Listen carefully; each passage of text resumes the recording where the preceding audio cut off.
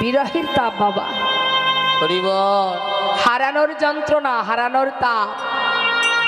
মা যশোমতী কাঁদছে, ব্রজবাসী কাঁদছে, সখাগণে কাঁদছে, ধেনুবৎস কাঁদছে, রাখালগণে কাঁদছে, সবাই কৃষ্ণের জন্য কাঁদছে।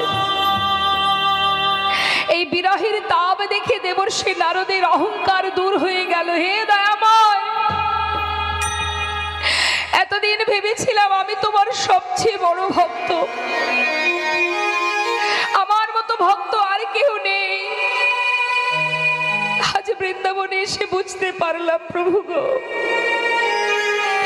যে আমার থেকেও বড় ভক্ত এই বৃন্দাবনে আছে। কত ভালোবাসে তোমায়। তুমি দ্বারকায় রাজা হয়ে, বেশ রাজা হয়ে বসে আছো, আর বৃন্দাবনে সবাই তোমার জন্য কাঁদছে। কি সুখে আছো তুমি, কত সুখে আছো তুমি, সবাইকে কাঁদিয়ে কত আনন্দ ভোগ করছো তুমি, আর কত কাঁদাবে তুমি দয়াময়। এতদিনে আমার অহংকার চূর্ণ হয়ে গেল প্রভু।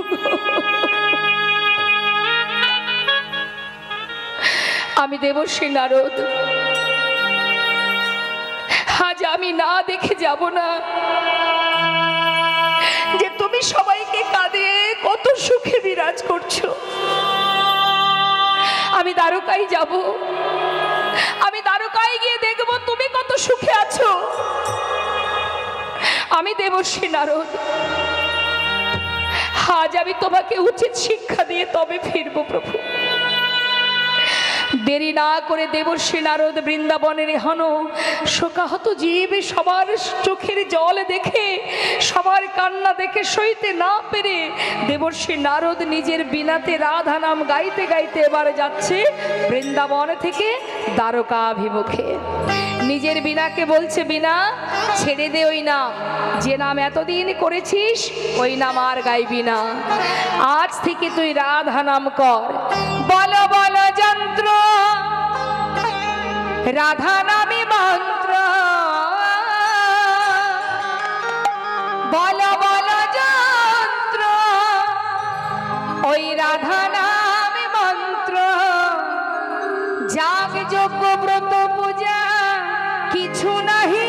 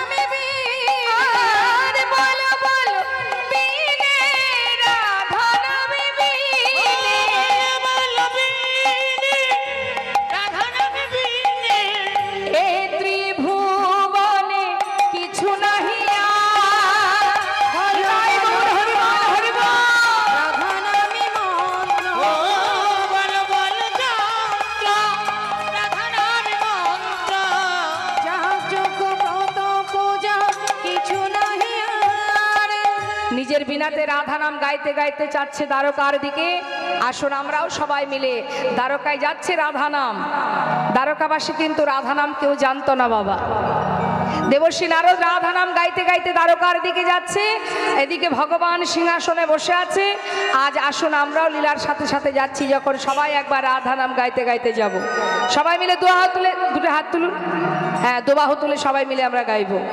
সবাই বলবো, রাধে রাধে রাধে রাধে রাধে রাধে রাধে বল বল বল, রাধে রাধে রাধে রাধে রাধে রাধে বল। দোতলে রাধে রাধে রাধে রাধে রাধে রাধে বল, রাধে রাধে রাধে রাধে রাধে রাধে বলো,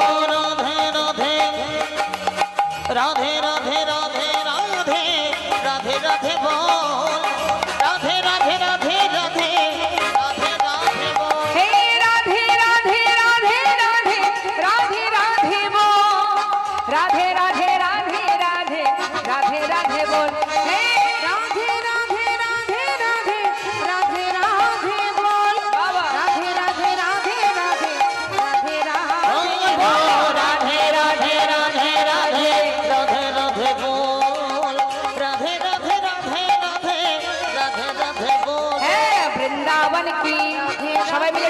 বলুন জোরে জোরে। বৃন্দাবন কি, যমুনা মাই কি। আরেকটু জোরে, আমার আরেকটু জোরে।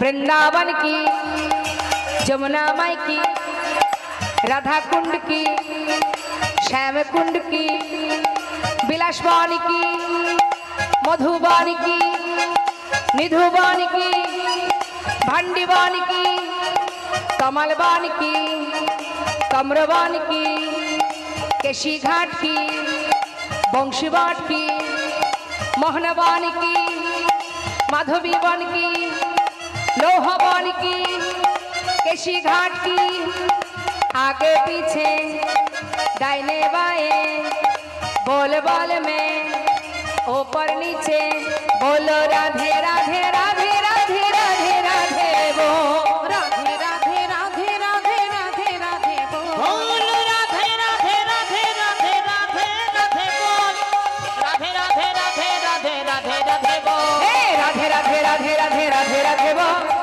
राधे राधे राधे राधे राधे राधे बोल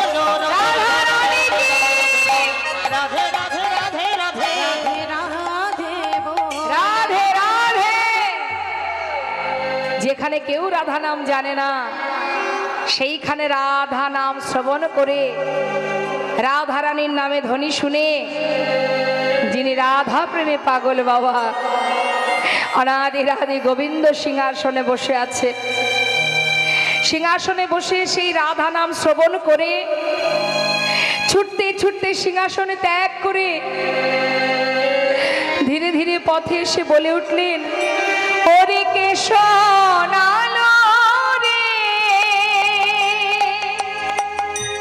রাধা নাম, কে শোনালো রে ওরে কে শোনালো রে রাধা নাম, কে শোনালো রে ও যার নাম শুনে এ প্রাণ আমার শুনে প্রাণ ও যার নাম শুনে এ প্রাণ আমার শুনে এ প্রাণ আমার ওরে আকুল কইল রে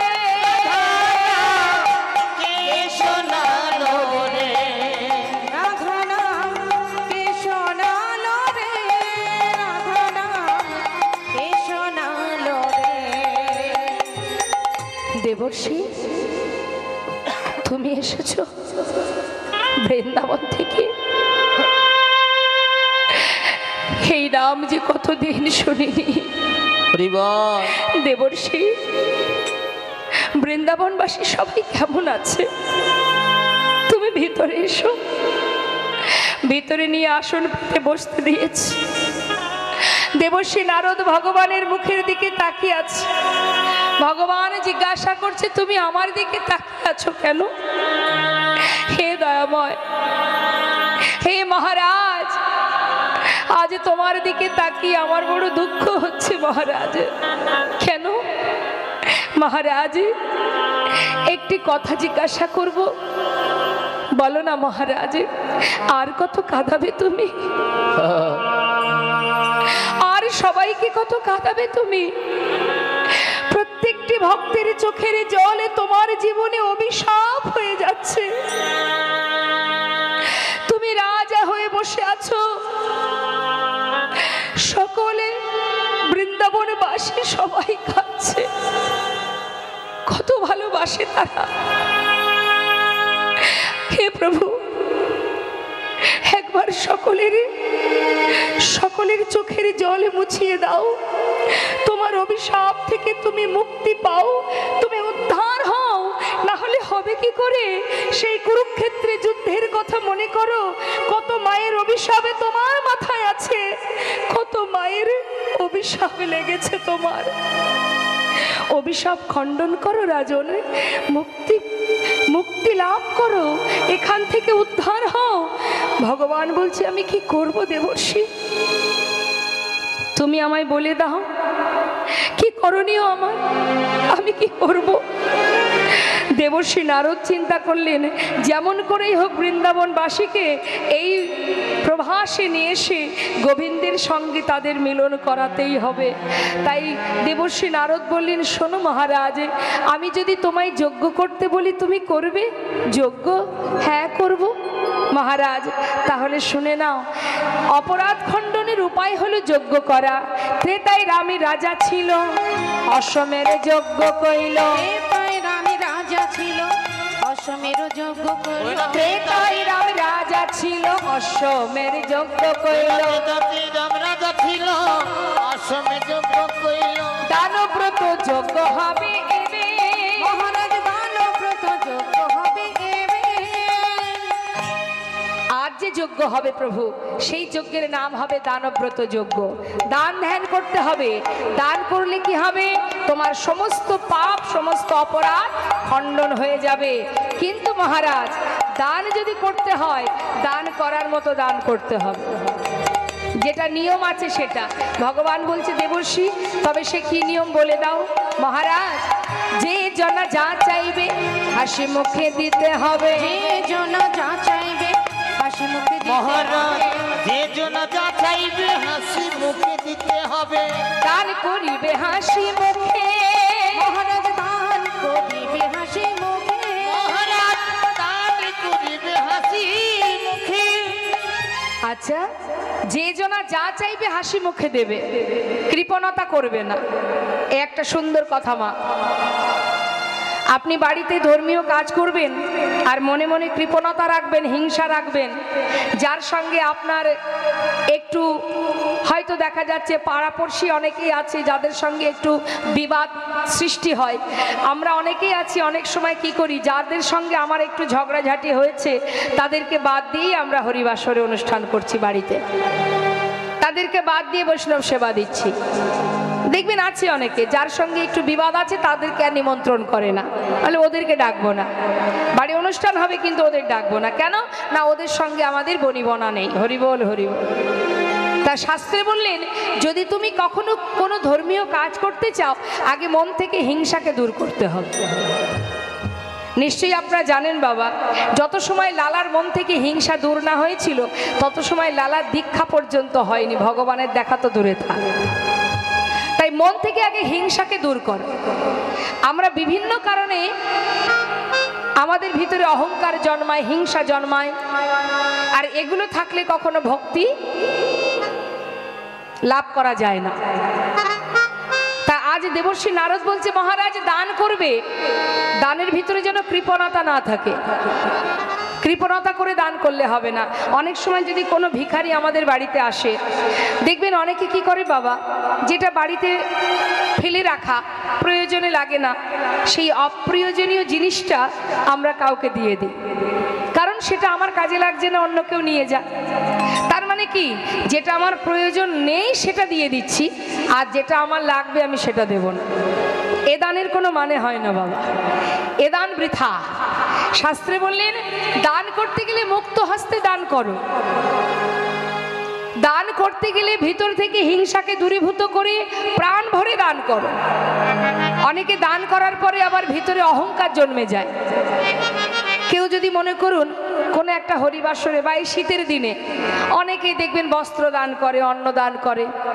এখন দান করবার পরে যদি তার ভিতরে অহংকার জন্মায় যে আমি এত কিছু দান করেছি, সকালবেলা যখন রাস্তা দিয়ে যাব সবাই আমার নাম খ্যাতি সবাই মুখে বলবে, যখন আমি যাব আমার নাম মাইকে বারবার ঘোষণা করবে, সবাই আমাকে বড় চেয়ারটা দেবে, এই ধরনের মানসিকতা নিয়ে যদি কেউ দান করে থাকে, সেই যশ খ্যাতি পাবে সামাজিক জীবের কাছ থেকে, সাধারণ মানুষের কাছে যশ পাওয়া যাবে, কিন্তু ভগবানের কাছে তুমি এতটুকু কৃপা পাবে না। নিতাই গৌর হরি বল। ওই দানটাই হবে শুধু তোমাকে দিয়েছে, তোমার সুকৃতি ভালো ছিল, তোমার কর্মফল ভালো ছিল, তাই তুমি পেয়েছো তার কৃপায়। কিন্তু সেই কর্মফলে পাওয়া সেই ধন কাউকে দেবার সময় যদি তোমার ভিতরে অহংকার জন্মায়, তাহলে যতটুকু সুকৃতি ছিল সম্পূর্ণটাই নষ্ট হয়ে যাবে।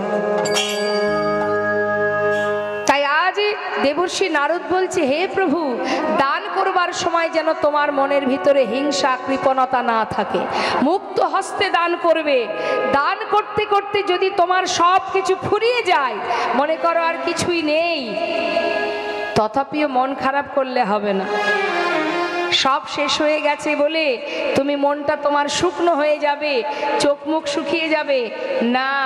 শোনো মহারাজ, দানের পরে অবশেষে সবিশেষে দান দিয়া, সবিশেষে দান দিয়া, ভিক্ষার ঝুলি কাঁধে লইয়া, বিশেষে দান দিয়া ভিক্ষার ঝুলি কাঁধে, মহারাজ ভিক্ষা মেগে খাবে মন সুখে, মহারাজ ভিক্ষা মেগে খাবে মন সুখী, ভিক্ষা মেগে খাবে মন সুখে, মহারাজ ভিক্ষা মেগে খাবে মন সুখী। অবদানে ব্রতের এই তরিতি, দান ব্রতের এই তো আহা দানে ব্রতের এই তরিতি। গানে বুদ্ধের এই তরিতি। এই যে মহারাজ, তোমার ভিতরে যদি দান করবার পরে অহংকার আসে, তাই তোমাকে ভিক্ষা করতে হবে। ভিক্ষা করলে কি হয়, ভিতর থেকে অহংকারটা থাকে না বাবা। তাই বলছে তোমার দানের অহংকার দূরে যাবে, দানের অহংকার দূরে তোমার যাবে, দানের অহংকার দূরে যাবে, দানের অহংকার দূরে যাবে, অবদানে ব্রতের এই তরিতি, দানের অহংকার দূরে যাবে। দান ব্রতের এই তো অব শোনো শোনো হে রাজন, জয় গৌর হরি গৌর হরি বল।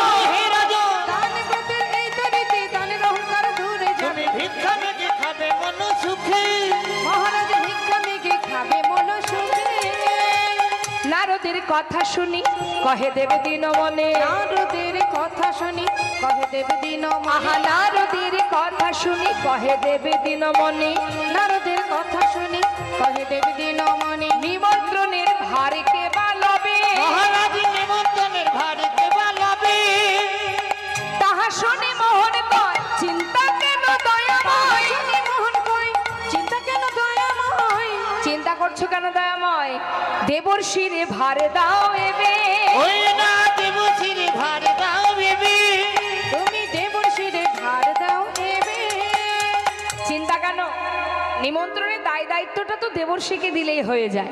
কারণ দেবর্ষি নারদ স্বর্গ মর্ত পাতাল সব জায়গায় ঘুরে বেড়ায়, রাস্তাঘাট অলি গলি সব দেবর্ষির জানা। তাছাড়া ওর গাড়িটাও তো খুব ছোট বাবা। গাড়িটা কি? M80 দেবর্ষি নারদের গাড়িটা কি? ঢেকি। তার মানে কি সরু গলি হলেও ভিতরে প্রবেশ করতে পারবে, তাই না? আর স্বর্গ মর্ত পাতাল সব জায়গায় দেবর্ষি নারদ ঘুরে বেড়ায়, তাহলে নিমন্ত্রণের দায়িত্বটা দেবর্ষিকে দেওয়া হোক। ভালো কথা। ভগবান দেরি না করে এবার তিনি পত্র লিখলেন। স্বর্গ মর্ত পাতাল এবং ভগবানের গুরুদেব দেবাদিদেব মহাদেব গুরুর কাছে পত্র লিখলেন। তারপর স্বর্গমর্ত পাতাল সমস্ত দেব দেবী সবার জন্য পত্র লিখেছেন বাবা। পত্র লিখে বলাই দাদার হাতে দিয়ে বলছে, দাদা একটু দেখো তো ঠিকঠাক পত্র লেখা হলো কিনা। দাদা দেখছে সবই ঠিক আছে, কিন্তু ভাই কানাই বৃন্দাবনবাসীর জন্য পত্রে লেখেনি।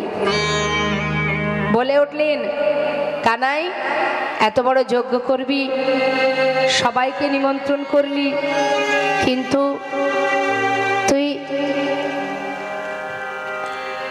বৃন্দাবনবাসীর জন্য পত্র লিখলি না। দেখ কানাই, যদি তুই বৃন্দাবনবাসীর জন্য পত্র নাই লিখবি, আমি তো সেই বৃন্দাবনেই থাকি, তাহলে আমিও তোর যজ্ঞে থাকবো না।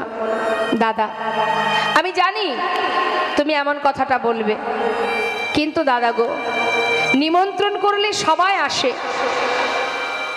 যদি পত্র দিয়ে নিমন্ত্রণ করা হয় সবাই আসে, কিন্তু নিমন্ত্রণ না করলে যদি কেউ আমার যজ্ঞে আসে, আমি তো তবেই বুঝবো যে সেই আমার প্রকৃত আপনজন। তাই গৌর হরিবল হরিবল।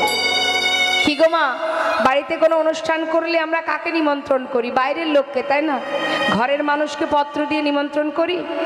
তা গোবিন্দ ঘরের মানুষ ভেবেছে কাদেরকে? বৃন্দাবনবাসীকে।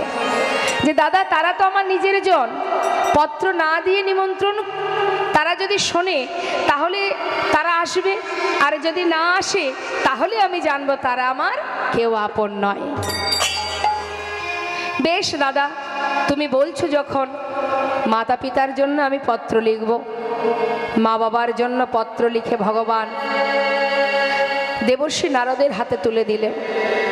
দেবর্ষি নারদ স্বর্গ মর্ত পাতাল সর্বত্র নিমন্ত্রণ সেরে অবশেষে বাবা বৃন্দাবনে এসে পৌঁছালেন। যখন বৃন্দাবনে এলো মা, বৃন্দাবনে মাতা যশোমতী গোপালের জন্য কাঁদতে কাঁদতে কখনো অচৈতন্য হয়ে পড়ে, আবার কখনো চৈতন্য চেতনা পায়। যখনই মা চৈতন্য পায় যেন শুনতে পায় এই বোধহয় গোপাল মা বলে ডাকছে। হঠাৎ দেবশ্রীর নুপুরের রুনুঝুনু শব্দ শুনে মা বলে উঠলেন,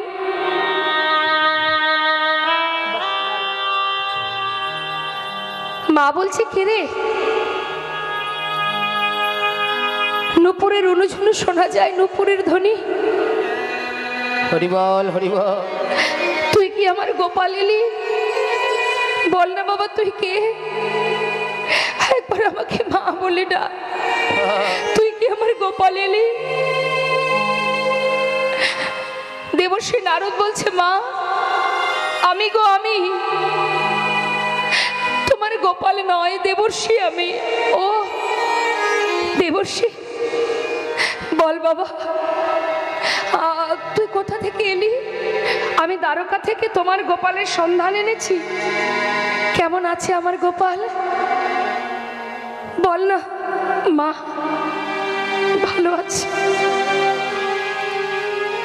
জানো মা, তোমার পুত্র মস্ত বড় যজ্ঞ করছে। হরিবল হরিবল। সবাই যাবে সেই যজ্ঞে। এই দেখো তোমার জন্য পত্র পাঠিয়েছে। মা বলছে, দেবর্ষী পত্রে কি লেখা আছে একটু বল না বাবা। মা তুমি নিজে পড়ো, তুমি নিজে পড়ে দেখো কি লিখেছে। মা বলছে, জানিস সন্তানের জন্য কাঁদতে কাঁদতে না কখন যে আমি অন্ধ হয়ে গেছি, আমি ঠিক করে চোখে দেখতে পাই না। একটি বার যদি তোরা আমাকে পড়ে শোনাস। হরিবল হরিবল। দেবশ্রী নারদ বলছে, মা তোমার সন্তানের লেখা এই পত্র তুমি তোমার নয়নে পরশ করো। আমার বিশ্বাস প্রভুর করো পরশে তোমার আবার পুনরায় দৃষ্টি তুমি ফিরে পাবে।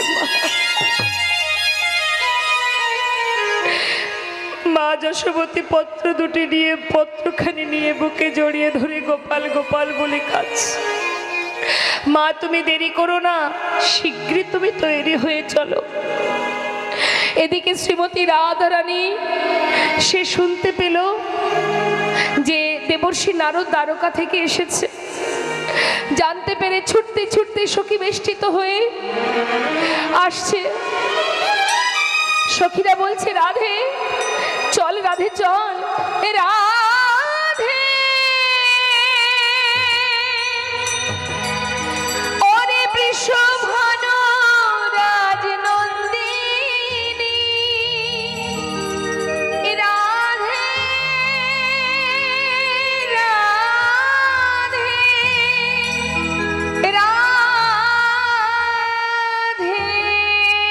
রাধে রাধে। ওঠ রায় ওঠ, ওই দেখ দেবশ্রী নারদ এসেছে, চল যাই দেখে আসি, একবার তার কাছে শুনে আসি গোবিন্দ কেমন আছে।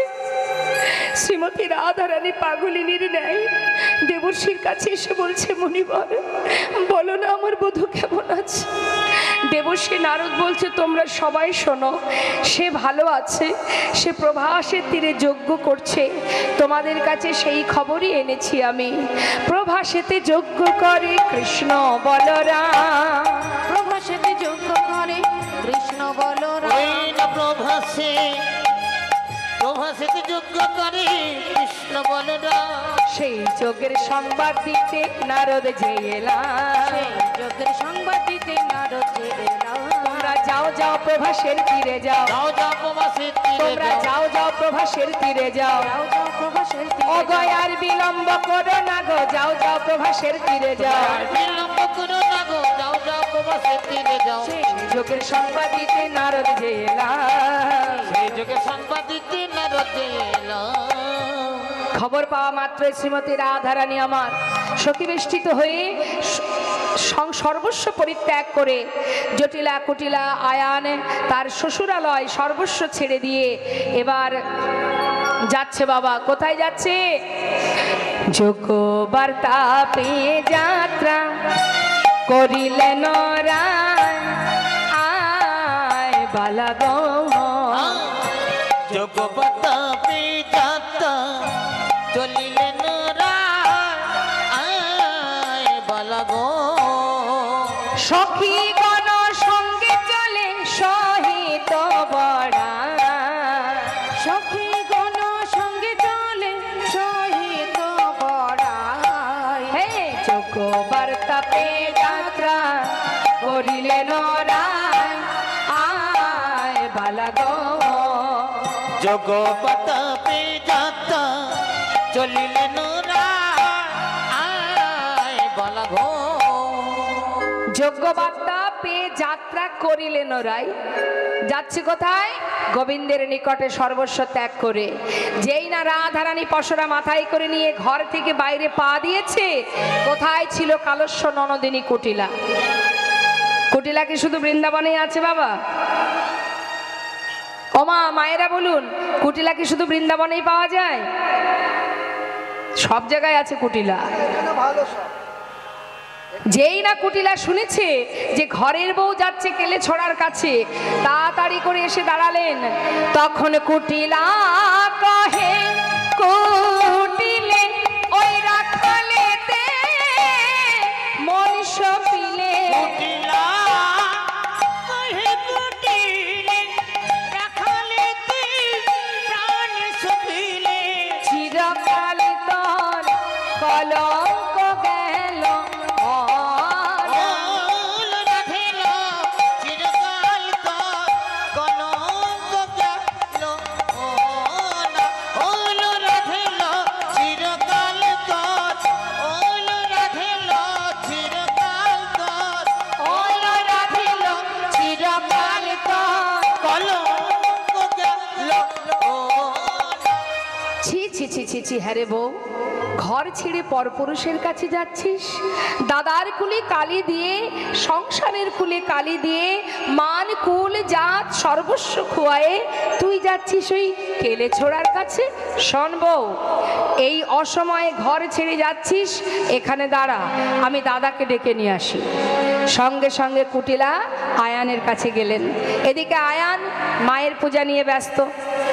তিনি তো মায়ের পূজা ছাড়া আর কিছু জানেন না। কুটিলা গিয়ে হাজির। দাদা, ও দাদা, এদিকে এসো।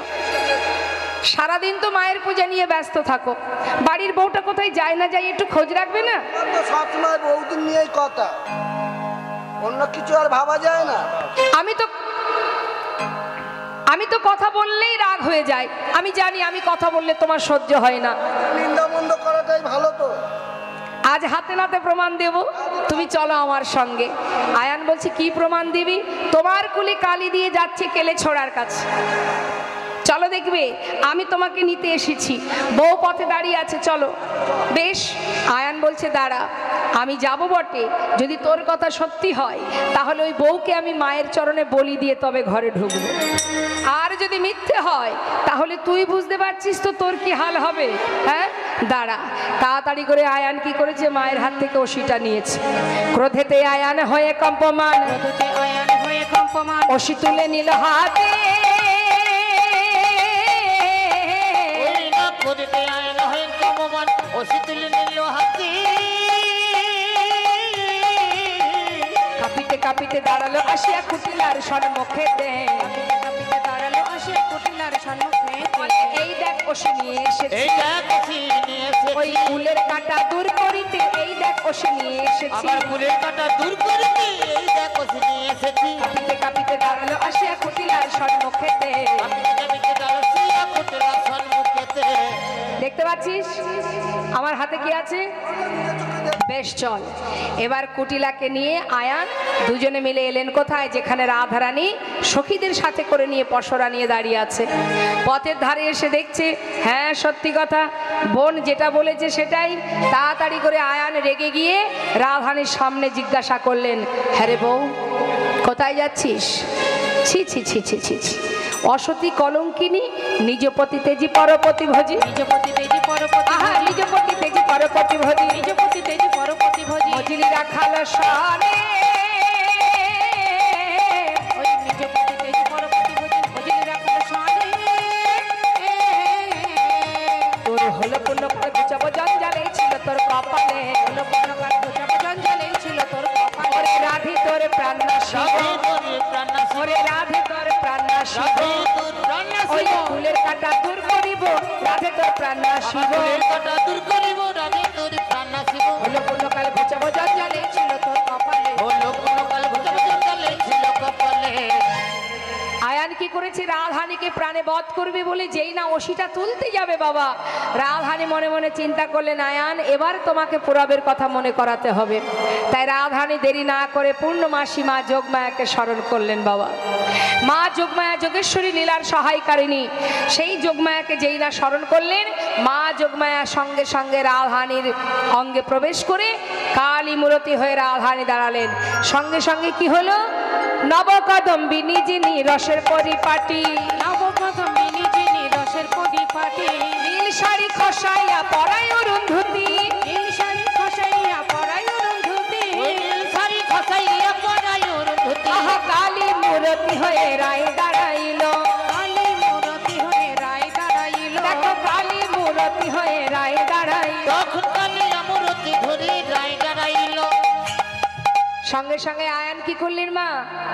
ছুটে গিয়ে রাধা রানীর চরণ ধরিল, রায়নুর হরিবল হরিবল হরিবল, ছুটে গিয়ে রাধা রানীর চরণে ধরিল, বলে ক্ষমা করো রায়, ক্ষমা করো আহা ক্ষমা করো রায়, ক্ষমা করো না, আহা ওই চরণের অপরাধী ক্ষমা করো রায়। ওই চরণে অপরাধী ক্ষমা করো না। আহা ছুটে গিয়ে রাধা রানীর চরণ ধরিল, ছুটে গিয়ে রাধা রানী চরণ ধরিল।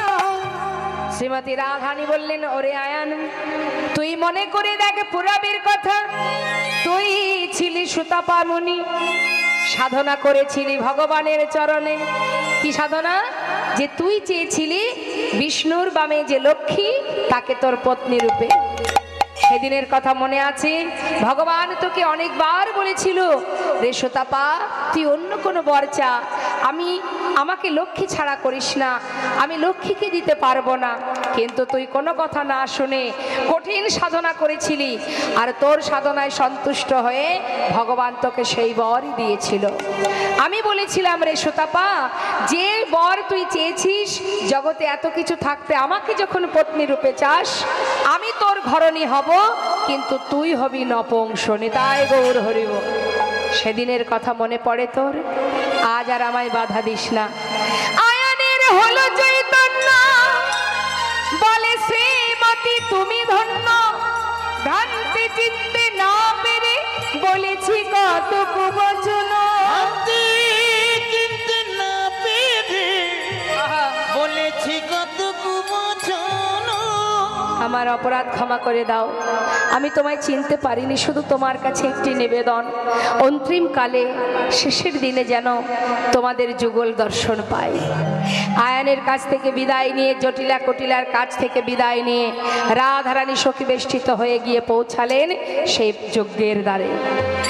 প্রভাস নদীর তীরে যজ্ঞ হয়েছিল বাবা। সেখানে যজ্ঞাগারে 4টি দ্বার ছিল। সেই 4টি দ্বারে প্রথম দ্বারে মা যশোমতী, দ্বিতীয় দ্বারে নন্দ উপানন্দ ব্রজবাসীগণ, তৃতীয় দ্বারে সখাগণ, আর চতুর্থ দ্বারে রাধারানী অষ্টসখীগণ। রাধারানী অষ্টসখী বেষ্টিত দ্বারে এসে বললেন এই দাঁড়ি পথ ছেড়ে দে, দ্বার ছেড়ে দে। দাঁড়ি বলছে তোমরা কোথা থেকে এসেছো? বৃন্দাবন থেকে। দ্বার ছেড়ে দে, ভিতরে যাব। দাঁড়ি বললেন এইভাবে যাওয়া যাবে না, গঙ্গা থেকে স্নান করে এসো, তারপরে ভিতরে প্রবেশ করবে। সখীরা বলে উঠলেন ছিছি বলতে লজ্জা হয়, চিঠি বলতে লজ্জা হয়, ছিছি বলতে লজ্জা হয়, চিঠি বলতে লজ্জা হয়। আরে যার চরণে গঙ্গার উদ্ভব সে ধরে রাধার পায়, যার চরণে গঙ্গার উদ্ভব সে ধরে রাধার চিঠি বলতে লজ্জা হয়, আমাদের বলতে লজ্জা হয়, আমাদের বলতে লজ্জা হয়। ছি ছি। যার চরণে গঙ্গার সৃষ্ট সৃষ্টি সেই মহারাজ মানে তোদের রাজা আমাদের রাধারানীর চরণ ধরে বসে থাকে, আর তুই কিনা বলছিস আমাদের গঙ্গা স্নানে যেতে। শোন শোন, তুই গিয়ে তোর রাজাকে বল সে যেন তার গুরুদেবকে বরণ করে ভিতরে নিয়ে যায়। বলে গাজা তোর রাজারে রাজগুরু এসেছে তারে, বল গাজা তোর রাজারে রাজগুরু এসেছে দ্বারে। পায়ে ধরে নিয়ে যেতে বল ওহে দারি, পায়ে ধরে নিয়ে যেতে বল ওহে দ্বারে। কেমন যজ্ঞ করে কেমন যজ্ঞ করে রে, গুরু বিনে তোদের রাজা কেমন যজ্ঞ করে। ওই গুরু বিনে তোদের রাজা কেমন যজ্ঞ করে রে। পায়ে ধরে নিয়ে যেতে বল ওহে দ্বারে। বলগা তোদের রাজাকে গিয়ে বল দ্বারে গুরুদেব এসেছে, তাকে যেন বরণ করে ভিতরে নিয়ে যায়। দ্বারে কিন্তু বাবা রাধারানীর দিকে তাকিয়ে মনে মনে ভাবছে যে কিনা আমাদের এত বড় রাজা, তার গুরুদেব একটা রমণী। সখীরা বলছে হাঁ করে দেখছিস কি, যা ভিতরে যা, তোদের রাজাকে গিয়ে বল সে যেন রাধারানীকে মানে গুরুদেবকে বরণ করে ভিতরে নিয়ে যায়। দাড়ি ভিতরে প্রবেশ করেছে বাবা গোবিন্দকে জানাবার জন্য। এদিকে সখাগণ কানাইয়ের জন্য দ্বারে বসে কাঁদছে, দাড়ির প্রহার সহ্য করছে। আর এদিকে মাতা যশোমতী সে দ্বারে এসে বলছে, ওরে দাড়ি একবার আমাকে ভেতরে যেতে দে, আমি যে বড় স্বাদ করে আমার গোপালের জন্য ক্ষীরসর ননি মাখন এনেছি। হরিবল হরিবল। দাঁড়ি আমি তোর পায়ে ধরি, একটিবার আমাকে ভেতরে যেতে দে। দাঁড়ি বলছে, শোনো বুড়িমা, বয়স হয়েছে, এমন করে বারবার এসে আমাকে বিরক্ত করো না, ওই দূরে গিয়ে বসো। জানিস আমি তোকে কেন বিরক্ত করব বল, একবার তুই সরে দাঁড়া, আমি ভিতরে যাই, আমি আমার গোপালের কাছে যাই।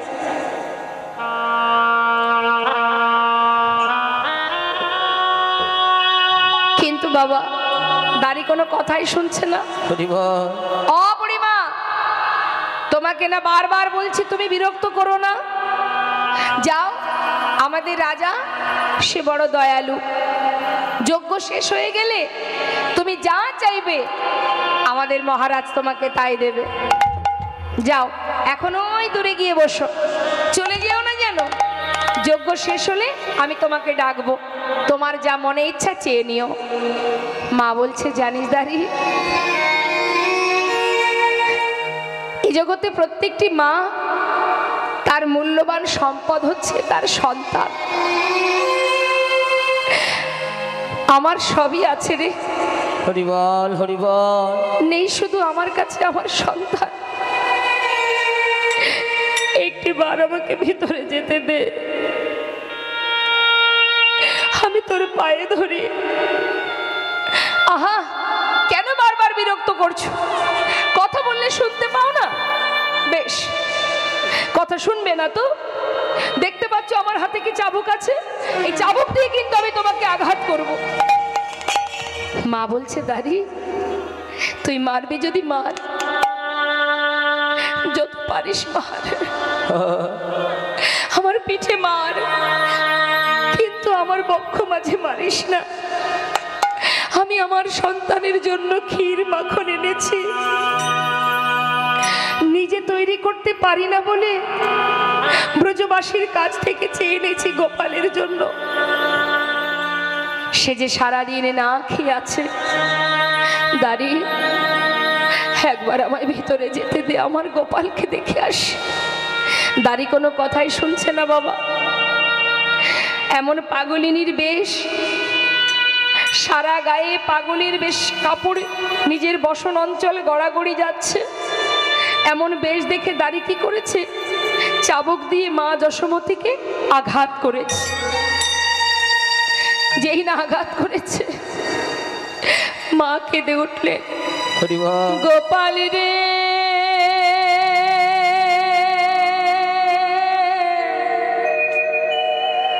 গোপাল